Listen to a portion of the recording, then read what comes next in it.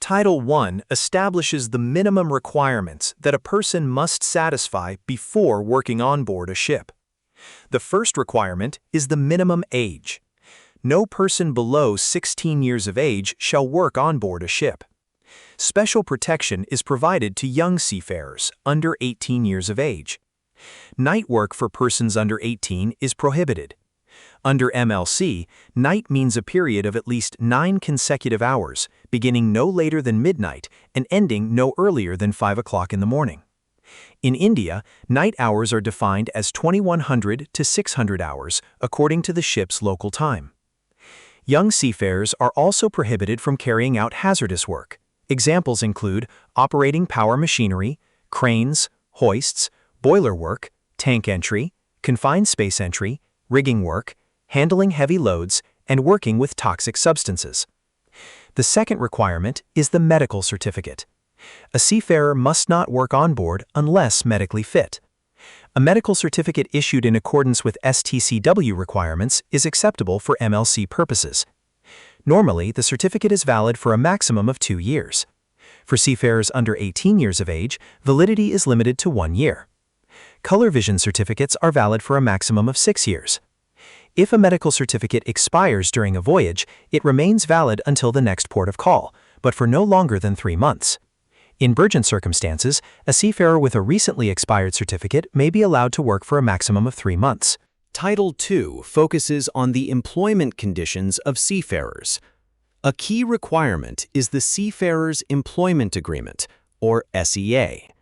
The SEA must be signed by both the seafarer and the shipowner, or the shipowner's representative.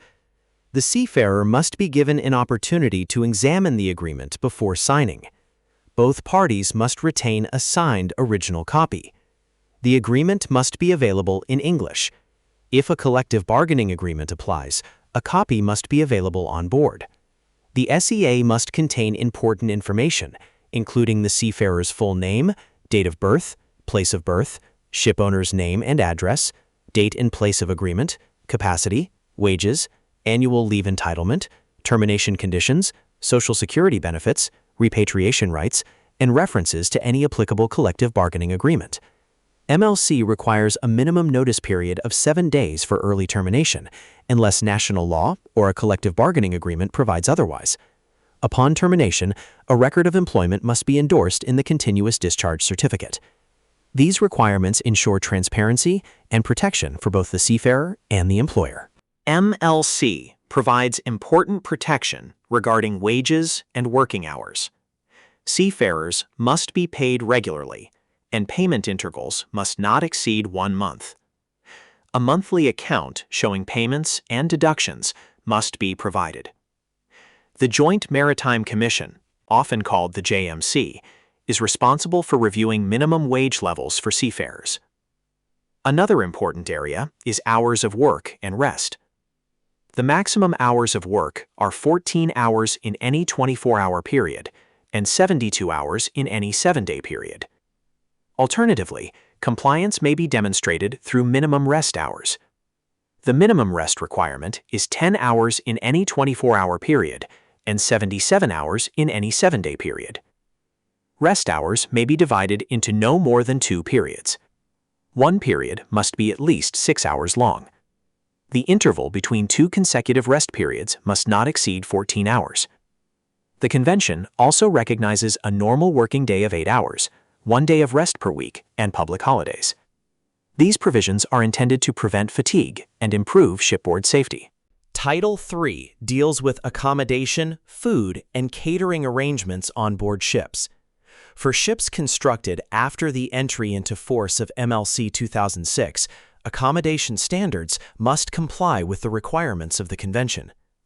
Accommodation spaces must be clean, hygienic, safe, and properly maintained. The master or a designated representative must conduct weekly inspections and maintain records of these inspections. The minimum headroom in all seafarer accommodation spaces must not be less than 203 centimeters. Sleeping rooms should normally be located above the load line and preferably amidships or aft, except where special circumstances justify other arrangements. MLC also recognizes the importance of recreation. Seafarers should have access to recreational facilities, communication arrangements, and opportunities to maintain contact with family and friends. Suitable food and drinking water must be provided free of charge and must be of appropriate quality, nutritional value, and quantity. These requirements contribute significantly to seafarer welfare and morale. Title IV protects the health, safety, and welfare of seafarers. Every seafarer has the right to health protection and medical care comparable to that available to workers ashore. Medical treatment must be available on board and ashore whenever necessary. The 2022 amendment strengthened these requirements by requiring prompt disembarkation of seafarers who require immediate medical care. Member states must facilitate access to shore-based medical facilities. When a seafarer dies during a voyage, arrangements must be made for repatriation of the body or ashes according to the wishes of the seafarer or the next of kin. Regulation 4.2 addresses shipowners' liability. Shipowners are responsible for occupational injury, illness, disability, or death arising out of employment on board. Regulation 4.3 deals with occupational health and safety. Reasonable precautions must be taken to prevent accidents and occupational diseases. Appropriate personal protective equipment must be provided. Exposure to harmful substances should be minimized. All seafarer deaths must be investigated, recorded, and reported. Regulation 4.5 requires member states to provide Social Security protection for seafarers. The 2014 amendment to MLC entered into force on 18 January 2017 and introduced important protections against abandonment. A seafarer is considered abandoned when the shipowner fails to arrange repatriation, fails to provide necessary maintenance and support, or effectively severs ties with the seafarer, including failure to pay contractual wages for at least 2 months. To address this issue, MLC requires financial security arrangements. These arrangements ensure that seafarers can receive assistance even if the shipowner fails to meet obligations. A certificate of financial security, commonly called COFS, must be carried on board. A copy must also be displayed in a conspicuous place, accessible to seafarers. Financial security covers outstanding wages, repatriation expenses, and compensation for death or long-term disability. This amendment significantly strengthened protection for seafarers facing abandonment situations.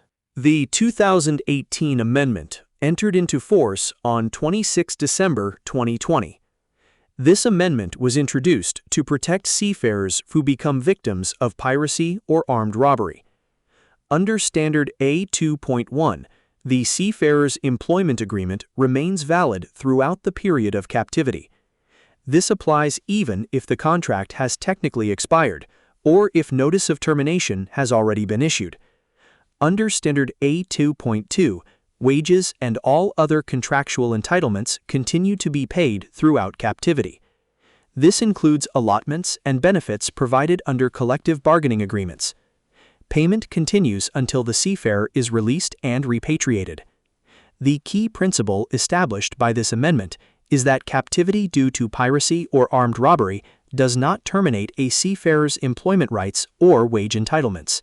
The 2022 amendments were adopted during the 110th session of the International Labour Conference and entered into force on 23 December 2024.